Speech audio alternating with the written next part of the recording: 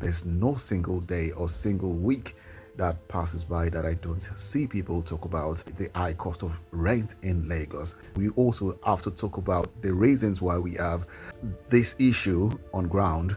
And if you ask a developer, they'll tell you, of course, the high cost of building materials. And when developers buy building materials at a very high cost, what do you expect at the end of the day? They're going to sell at a very exorbitant price. And when you buy these houses, it's going to affect the cost of your rents. So it's a ripple effect from the high cost of building materials to the high cost of buying the property, which will also have an effect on the rental value of the property.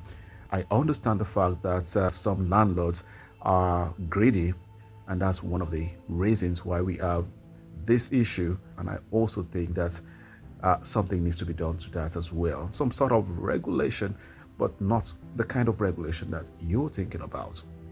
But something needs to be done regardless. And we also have to take into consideration the fact that I talked about ghost inventory the last time. Ghost inventory is a thing in the real estate space or in the real estate sector. And if something can be done about that, well, I think that will also be fine. But what can be done about that? Because people still need to buy these properties to hedge against inflation. People still do that. It's a form of investment to a lot of people. So another issue right here is the availability of these houses. When we have scarcity of these houses, it would definitely lead to the high cost of these rents. It's about demand and supply. We also need to talk about infrastructural development. We need trains to get to some certain part of Lagos.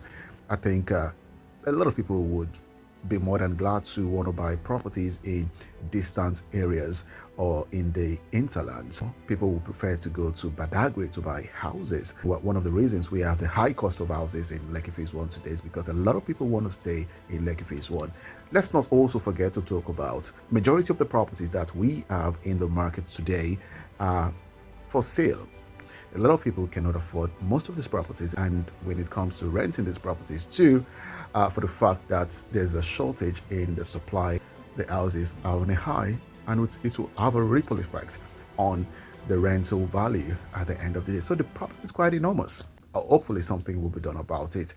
I think I'll have to leave it at that for now. Thank you so much for your time, and see you again in the next one.